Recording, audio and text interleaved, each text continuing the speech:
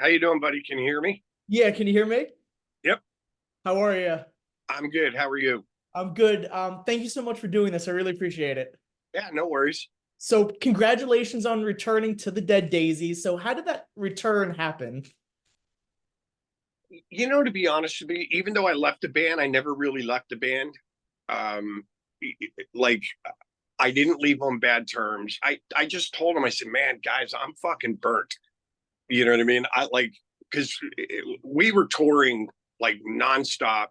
Then we would take a break, go in and do an album, and then go right back out on the road again. So um, obviously everybody knows Glenn Hughes came in and did you know two amazing records. They did a bunch of touring, but I always remain friends with the guys. I'm not a burn bridges kind of person.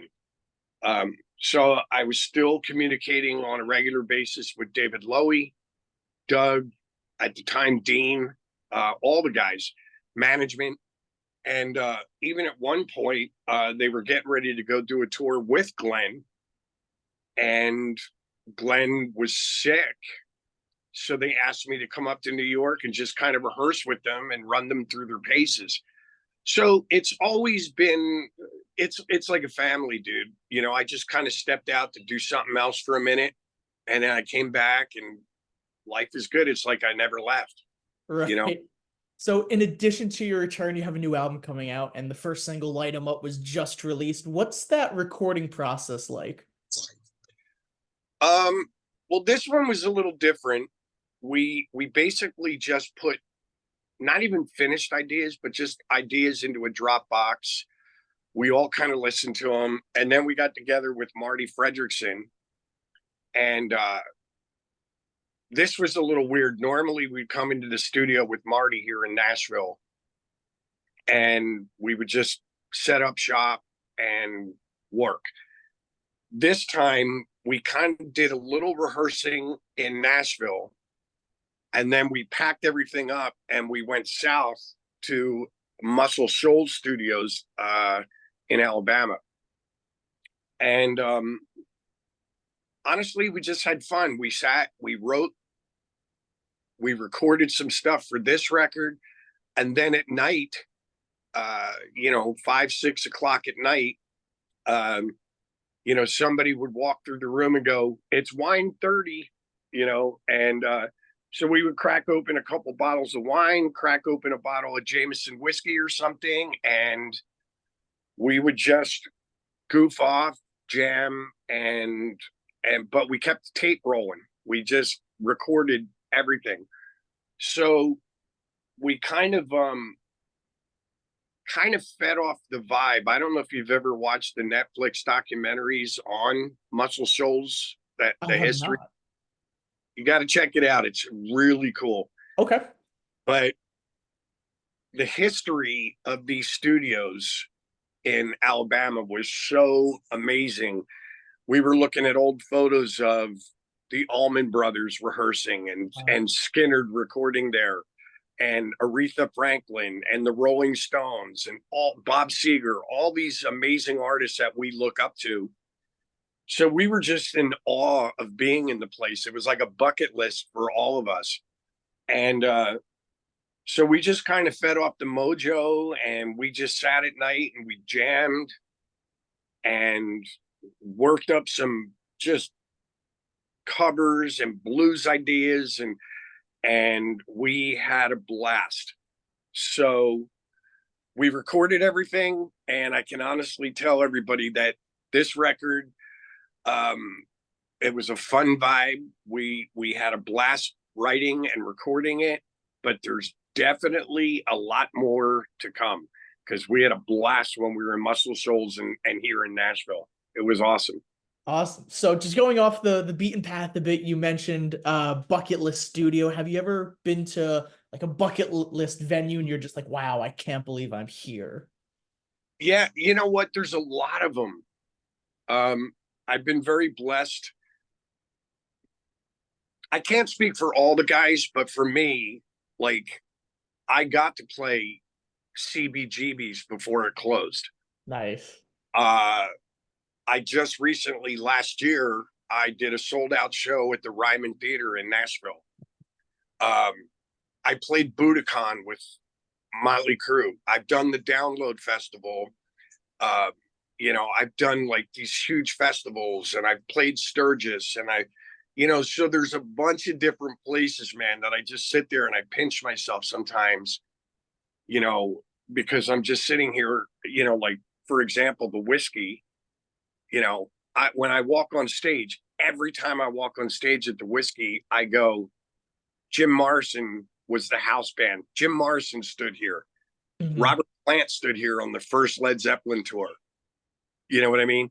So Right. there's those things, for lack of a better term, as a fan of music, I kind of have to pinch myself sometimes.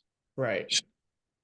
After watching the documentary on Muscle Shoals, and the history of all of these studios that are in that lineage, it was a aha moment. You know what I mean? It was weird. Like, so the place that we recorded at was the first studio in Muscle Shoals. Then a Mhm. couple of the guys left and started another studio in Muscle Shoals. And then a couple of guys left that studio and it came up to Nashville and started a studio here in Nashville that our producer, Marty Fredrickson, actually wound up buying. Oh, So okay. like this weird lineage between Muscle Shoals and Marty's place. Right. So it was kind of cool. And then, you listen to a song like, legendary classic song like Sweet Home Alabama. I don't know if you're familiar with it or not, but I am. well, the last verse of that song, he says, Muscle Shoals has got the Swampers. Mhm. So they're talking about the studio that we just recorded in, Right. and Swampers was the session guys that they used to use for a lot of the recording sessions. Okay. We were just sitting there looking at all these photos, going, "Oh my God, this is amazing! Right. Check it off the bucket list." Done. I can honestly tell my grandkids someday I recorded at Muscle Shoals. That's awesome. So it's one of those like, oh, if these walls could talk, I can only imagine what they I, would say. I exactly, you know, So when it comes to the recording process, you've obviously recorded a lot over your career. How do you keep the ideas fresh and different and new? it's crazy because I get so frustrated. Like for me, the easiest part is writing the music. Okay.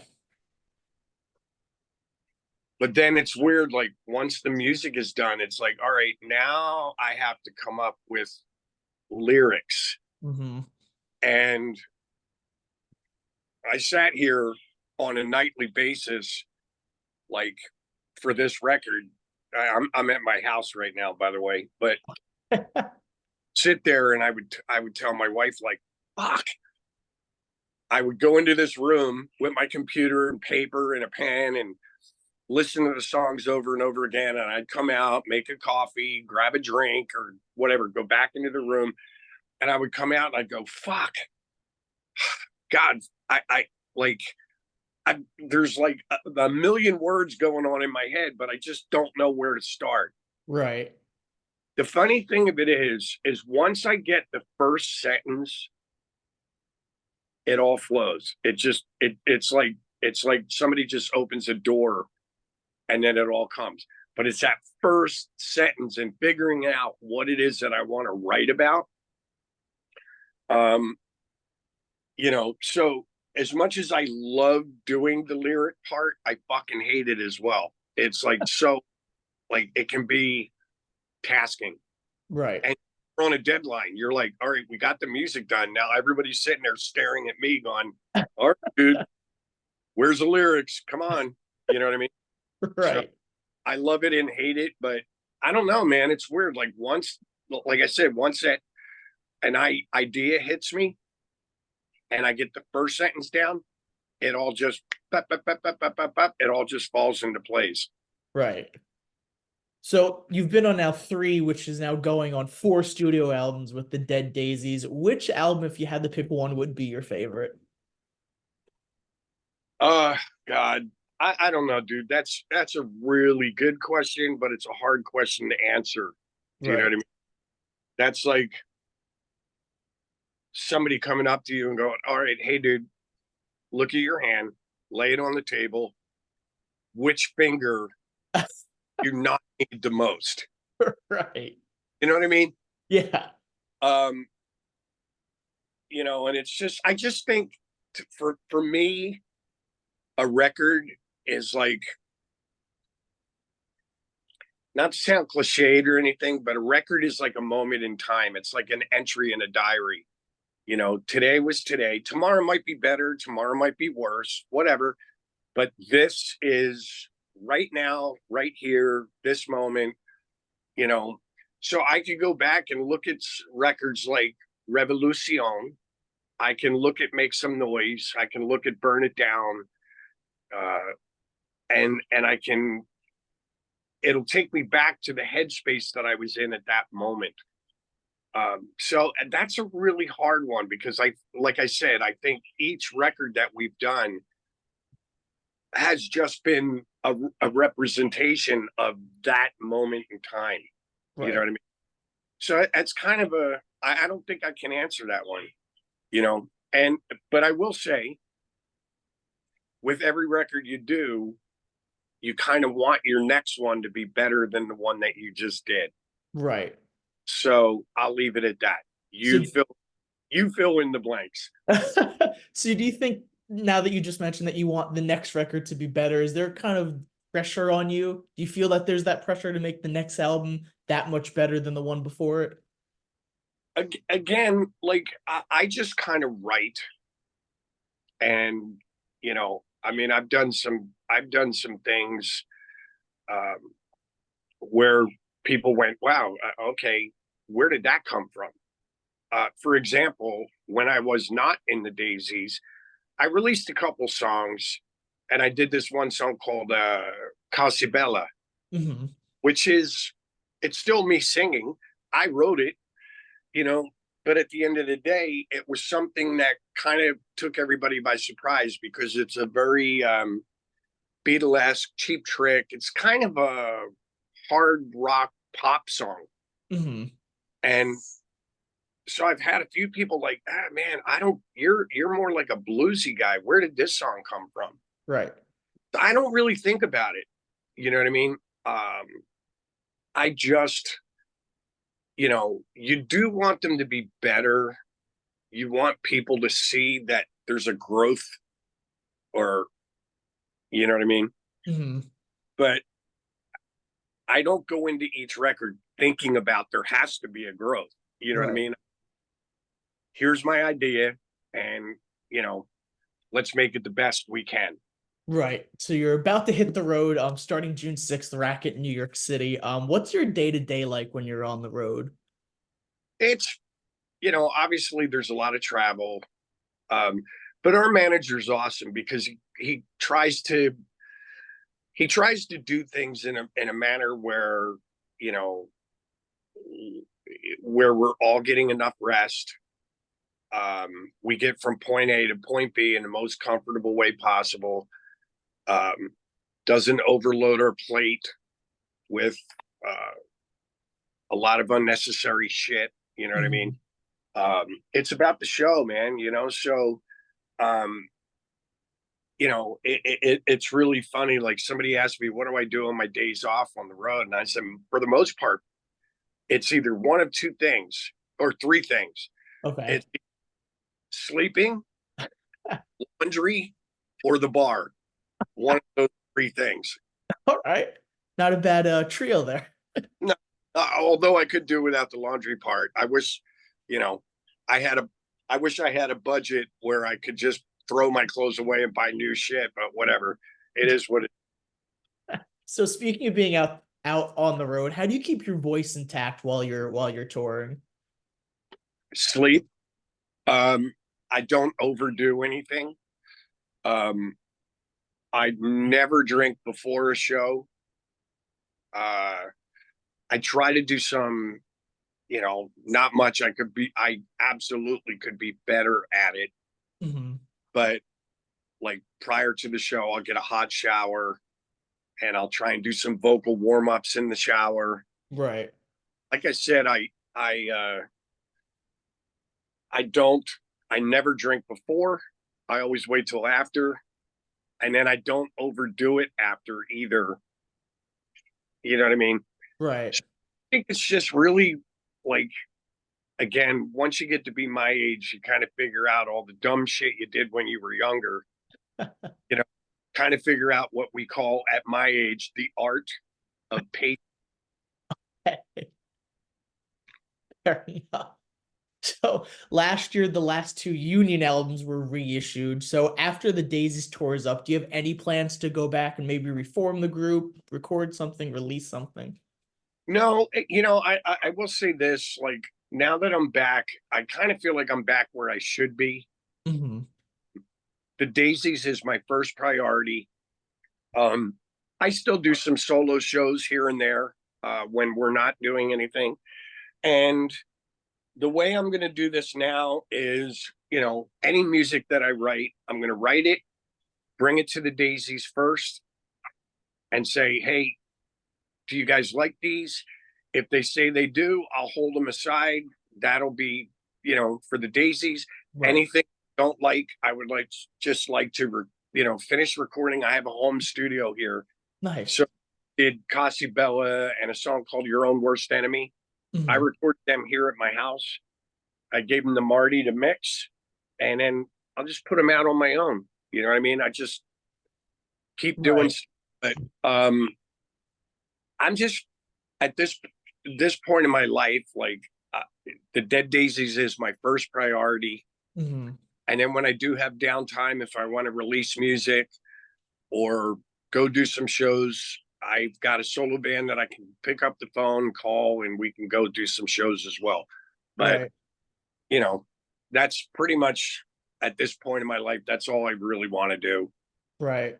I remember reading your autobiography. Your son was actually in your band. Correct me if I'm wrong, but how does that feel knowing that you get to play with your son, a bit of family connection in the band? I love it. And to be honest with you, he's gonna come out and help us on this tour, which Nice. I'm stoked about because there's a lot of places he's never been yet. So he's gonna help Tommy Clefettos, our drummer. So he's going to come out and like tech for Tommy and help him out. And then, it'll be just awesome to take him to places like Germany and Italy and all these different places he's never been before. Right. So looking forward to being able to spend some time with him on the road and, you know, just hang out. So I love doing shows with him. He's a great drummer. Um, Even after my solo band, he toured with Tantric for a while. Okay. And then right now he's in a band called he's actually on tour right now with a band called Rehab from Georgia. Okay. So he's doing his thing. He gets to play.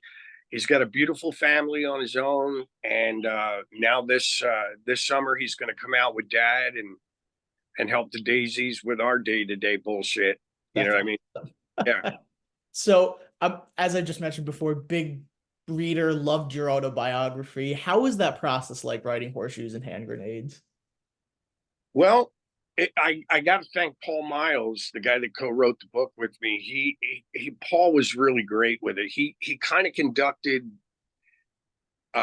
We did probably every Friday and Saturday. We would call each other and we would just do almost like interviews. And he'd take notes and recorded all the conversations, and then he kind of put it together in a book form. Hmm. Then he sent it to me. I would edit, change things, add, pull things out, send it back. He would do the same. And we did this like 7, 8 times. And then we got it to the point where we're like, okay, now it reads like a book. Right. Now it's awesome. And then we just sent it out, and Rarebird, publishing, they read it and they were like, man, it's a little long, but fuck, it's killer. We love it. Right. So we put it out, and again, I'm not going to win any Pulitzer prizes for it, but I love the fact that it's out there. So far the feedback's been great, and it's just another thing on the bucket list. I can go, well, I wrote a book. So we were talking about records before. Do you still get that feeling when you get a physical copy of a record that you're on and you're like, man, I remember picking up Physical Graffiti or Goat's Head Soup and it's John Corabi on the back? Yeah, I have a copy. The only one I don't have is the Mötley record on vinyl. Okay. I don't own a copy of that. I don't think I ever will, because obviously, it's kind of indirectly being buried. But Which is probably one of their best ones, I would say. But this Robbins has 32 flavors of ice cream, because for every guy like you, there's 10 that just hate it. But every record that I do, I try to ask, management or whatever to give me a copy of it. And it's funny, I have a nice little stack of vinyl in here, house, but I don't have a record player yet. So I'm still looking for. I just saved them. They're up in my closet, and I've got a stack of all the Daisy stuff, and the Union stuff, the Scream, the re-releases of the Scream, and I have all on vinyl.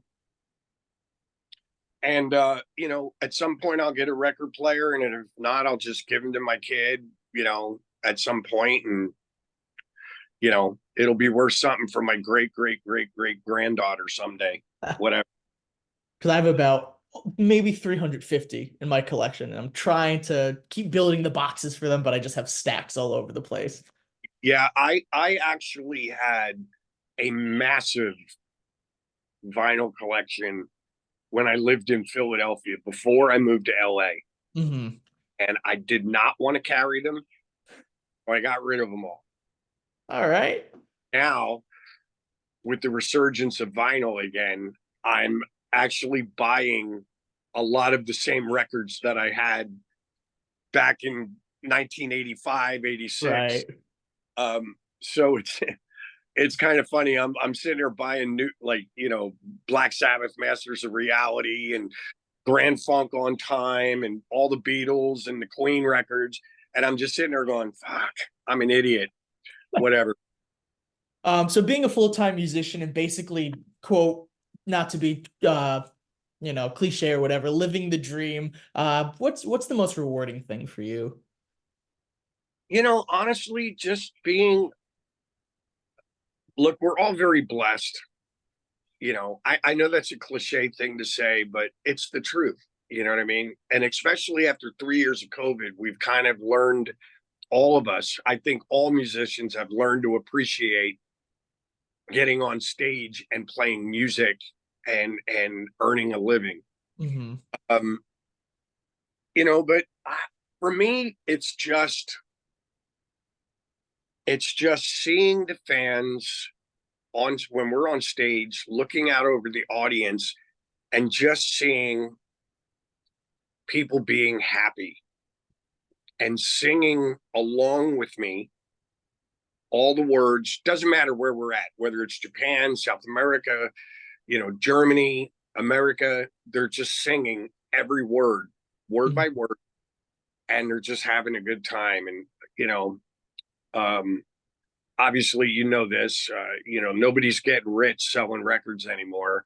So it's more about the live show and getting that reaction from the fans. Right. So that's kind of the payoff for all of us. All right. Well, thank you again for doing this. I really appreciate it. Was there anything that I didn't touch on or anything I didn't ask that you wanted to add? No, I mean, if you just want to mention, if anybody wants any tickets, or if they want to see the Dead Daisies touring schedule, they can go to thedeaddaisies.com.